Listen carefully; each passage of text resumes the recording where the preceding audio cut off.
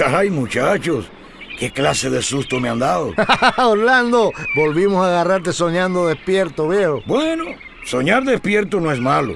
Y si les cuento lo que soñaba, tiene que ver con el futuro. Ay, Orlando, tú no cambias. Otra vez con tus cuentos. No, Mónica, no son cuentos. Yo a veces no entiendo, viejo. Esa soñadera tuya, ¿por qué la tienes cogida con eso, Orlando? ¿De qué nos sirve soñar? Soñar no cuesta nada, Francisquito. Uno debe soñar con un porvenir mejor. Ay, caballero, es que la realidad es tan dura que a mí me cuesta pensar qué voy a hacer mañana. Imagínense si tengo que planificar lo que va a venirme encima dentro de varios años. Oye, ojalá que haya un método para soñar y hacer realidad los sueños que uno tiene, ¿verdad? Y lo hay, muchacho, lo hay. Es lo mismo que pasa cuando afilas un cuchillo. Todo tiene un método. No juegue, chico. Un método para afilar un cuchillo. Eso lo tengo que oír.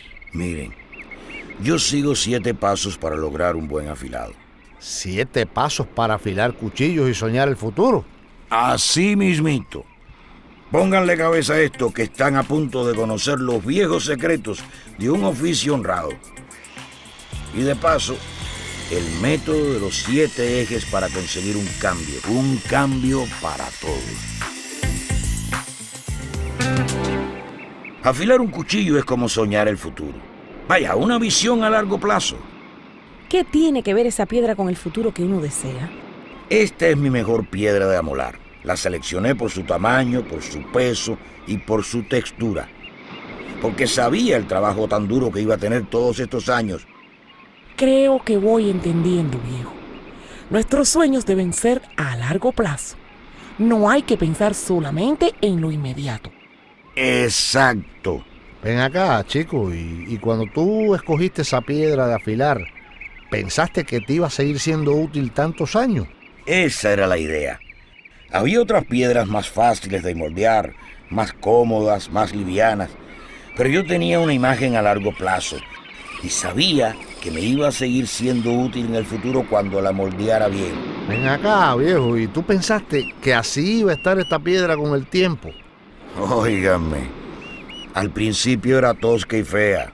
Por aquí han pasado miles de cuchillos y cada uno la fue poniendo mejor, lisa y perfecta.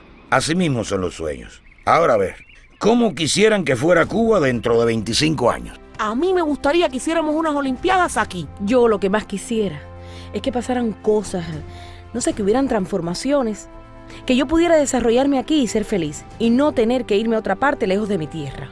Pues esos sueños son realizables. Pero hay que empezar ya, ahora mismo. Hay que construir esos sueños igual que cuando escogí esta piedra hace años. Comprender el pasado te ayuda a entender por qué estamos como estamos. Me perdí un poco, viejo. ¿Qué quisiste decir? Fácil. ¿Saben cuál es el segundo paso? Cobrar conciencia de la dimensión histórica en la que estamos situados. Oye, viejo, te la comiste. Dimensión histórica en el afilado de cuchillo. Con el tiempo, me di cuenta que hice bien y que hice mal. Así me estrené en este oficio y fui buscando la excelencia. Creo que voy copiando. Tú quieres decir que la historia de este país nos da lecciones que ayudan a construir un futuro mejor. ¿Te la comiste, Francisco? ¿Te la sabes todas? Para construir el futuro, hay que estar muy claros en cómo llegamos hasta aquí y reflexionar sobre eso. Claro, hay que seguir los mismos pasos que tú diste para aprender las mejores técnicas de tu oficio.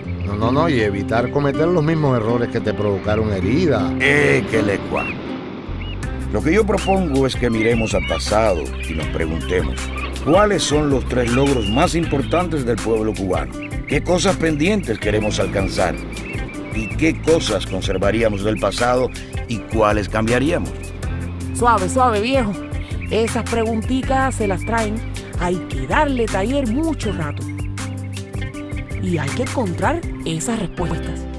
¿Sabes qué es lo primero que te asusta cuando empiezas a soñar con el futuro? ¿Qué? ¿Que te parece muy difícil hacerlo? Pues yo lo veo facilito. Pienso en una carretera nueva, por ejemplo, y sé que hay ingenieros que van a ocuparse de diseñarla y punto. Pues fíjate que ahí está el problema. ¿Qué va? Si piensas así, estás embarcado. Ah, no. Claro que no. Es quedarse con una sola perspectiva. Pero ese es el trabajo de ellos, de los ingenieros, vaya. ¿No es así? ¿Qué va? A ver si entendí bien. Construir una calle no solo depende de los aspectos técnicos que resuelven los ingenieros. También hay que contar con los elementos económicos, porque hay que planificar las inversiones. Y hay que usar los servicios de abogados, contar con la opinión de los ecologistas, de los sociólogos y hasta de los geógrafos. Correcto. La perspectiva sistémica nos ayuda a entender que los problemas obedecen a diferentes factores. Así, evitamos confundir las causas con los síntomas. Es verdad. A veces nos quedamos con la expresión de un problema y no atacamos su verdadero origen. Para decirlo en cubano, botamos el sofá, ¿no? Sí, y eso hace que pasemos por alto la verdadera solución de los problemas. Hay que aprender a abrir la mente, a desechar todos los dogmas y las explicaciones simplistas. Ten cuidado, Francisco. A pesar de que son hierros sin filo, representan una amenaza. Perdón, Orlando. Son una amenaza, pero también una oportunidad. Eso me resulta curioso. Así que son a la vez una oportunidad y una amenaza. ¿Cómo es eso? Déjenme adivinar. Ustedes están planteando otro método para soñar el futuro, ¿no es cierto? Has dado en el clavo, Mónica. Este es un método que se conoce por las siglas FODA, es decir, fortalezas, oportunidades, debilidades y amenazas. Se trata de una herramienta que se utiliza en los negocios y que a nosotros nos puede ayudar a soñar el futuro. ¿Cómo? Haciéndonos conscientes de que las fortalezas se explotan, las oportunidades se aprovechan, las debilidades se revierten y las amenazas se conjuran. Creo que lo he entendido, Orlando. Para hacer realidad un sueño para Cuba, debemos tener un fuerte compromiso personal con lo que hacemos y preguntarnos cuáles son las fortalezas con que contamos los cubanos. ¿Y cuáles son las oportunidades que tenemos para desarrollar nuestra economía y mejorar nuestro país? Y también conocer qué amenazas se ciernen sobre nosotros. Y por último, ser conscientes de cuál es nuestra principal debilidad. Fíjense bien en estos dos tipos de cuchillos. Son diferentes. Pero se afilan igual. ¿Qué va? Cada uno se afila de forma diferente. ¿Y eso qué tiene que ver con soñar el futuro? Mucho, Francisco. Tiene mucho que ver con nuestras instituciones, por ejemplo. Nuestras instituciones. ¿Te refieres a los ministerios? Cuando decimos instituciones, solemos pensar en los edificios oficiales. Y en cierto sentido es correcto, sí. Pero en un sentido más básico, también son las reglas de comportamiento y funcionamiento de los grupos humanos. Como las que rigen el comportamiento de una familia o una iglesia, ¿no? Así mismo, Darío. ¿Cuántos tipos de reglas hay? Hay dos clases de reglas, las reglas formales y las reglas informales. Supongo que las formales son las que dicta alguna autoridad, ¿verdad? Pero no tengo muy claro cuáles son las informales. Yo entiendo que las informales son las que no tienen un origen determinado. La regla de la puntualidad, por ejemplo. O la que nos obliga a cumplir con la palabra empeñada. Así mismo es, muchachos. A veces siento que algunas reglas no se cumplen, que son impracticables o no gozan con la simpatía de la gente. Creo que deberían ser reemplazadas por otras. Claro, pero debemos recordar que de nuestro compromiso como ciudadanos depende el buen funcionamiento de las instituciones. A lo mejor ha llegado la hora de preguntarnos cuáles reglas cambiaríamos y cuáles dejaríamos vigentes, ¿eh? A mí se me ocurre otra pregunta que me luce no menos importante.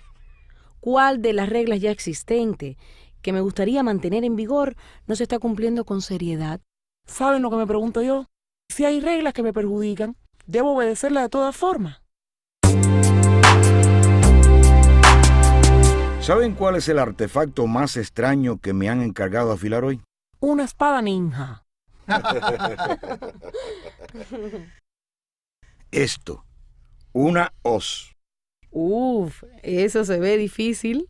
Sí, está gastada, corroída y sucia. Viejo, según mi abuela, cuando una hoz pierde el filo, es imposible que lo vuelva a recuperar. ¿Es verdad? Pues fíjate que durante mucho tiempo yo pensaba igual, hasta que decidí probar un sistema de afilado manual que me dio excelentes resultados. Menos mal, porque me imagino que estaba dejando escapar oportunidades de afilar muchas cosas. Así es. Y esto, muchachos, nos lleva al sexto eje para soñar el futuro. El lastre de nuestras creencias y cómo nos atrapan y hasta nos dominan muchas veces. Déjenme ponerme filosófica un momentico. ¿Somos dueños de nuestro destino o ya todo está escrito en nuestras vidas? No, en serio. Yo creo que es importante creernos dueños de nuestro propio destino y no ser simples marionetas que se dejan llevar por otros. Bien dicho, Mónica. Pues saben una cosa, yo creo que Cuba puede tener un futuro muy bonito y no estoy dispuesto a dejar que me quieran convencer de lo contrario. Y nosotros somos parte de ese futuro. Y tenemos que hacernos responsables de ese futuro desde ahora mismo. Orlando, dígame de forma concreta una cosa. ¿Qué puedo hacer yo para que un sueño para Cuba se convierta en una realidad? Todo pasa por tu compromiso personal de ser una mejor persona. También tenemos que exigir cambios. Tenemos que aspirar a una vida mejor. Eso quiere decir que el país solo puede mejorar si nosotros también mejoramos. Lo importante es hacerlo de forma cívica y proactiva. Fíjate en las ruedas de mi carrito. Hace un tiempo decidí cambiarlas por estas que son más pequeñas. Ahora me resulta más cómodo pedalear. Además, las ruedas que llevaba antes eran tan grandes y duras que rayaban el pavimento y metían un ruido tremendo. Pero estas no dejan ninguna marca y tampoco hacen ruido. Ahí tienen un ejemplo de cómo se puede buscar la mejoría de forma cívica. ¿Y en qué sentido es proactiva la mejoría experimentada por tu carrito? Es proactiva porque no me quedé en mis buenas intenciones, sino que las llevé a la práctica. ¿Comprenden? Bien, hagamos memoria. Ya ustedes conocen las 7 técnicas que utilizo para afilar los cuchillos. Y que son también los 7 ejes que nos sirven para soñar el futuro. 1. La visión a largo plazo. 2. La dimensión histórica. 3. La perspectiva sistémica. 4. La ecuación basada en las fortalezas, las oportunidades, las debilidades y las amenazas. 5. La dimensión institucional. 6. La dimensión cultural. 7. El compromiso personal. Lo que yo he aprendido hoy es que debo ser parte de la solución y no parte del problema. Que debo ser protagonista activa de las tareas que tenemos por delante. No, yo tengo bien claro que todos somos responsables de la crisis que padecemos, ¿eh? La clave es que comprendamos que se requiere un cambio de mentalidad. Ay, caballero, es que ese sueño es tan grande y tan difícil de realizar que yo me pregunto si valdrá la pena meternos en eso. Todo depende de nosotros. Todo está en nuestras manos, caballero. Todo nuestro sueño depende de nosotros, de los cubanos. Orlando, yo te prometo que mañana traeré una lista de acciones concretas que me comprometo a realizar. Todas van a ayudar directamente a impulsar un cambio. Yo voy a hacer una lista de la gente que puedo ganar para el cambio. Gente linda cubana, que me ayude a hacer realidad un sueño para Cuba. Yo por mi parte pensaré en acciones reales, rápidas y que involucren a otros. Cosas que puedo emprender para hacer realidad nuestra meta. Que un sueño para Cuba sea una realidad bien pronto. Así se habla. Nos vemos mañana por la tarde, aquí mismo en el malecón. Aquí nos vemos, Orlando. Gracias, Orlando. Esta ha sido la reunión más interesante y provechosa de mi vida, compadre. Gracias a ustedes por saber escuchar. Y sobre todo, por querer pensar en el porvenir de la Cuba que queremos. Esa Cuba tan linda del mañana,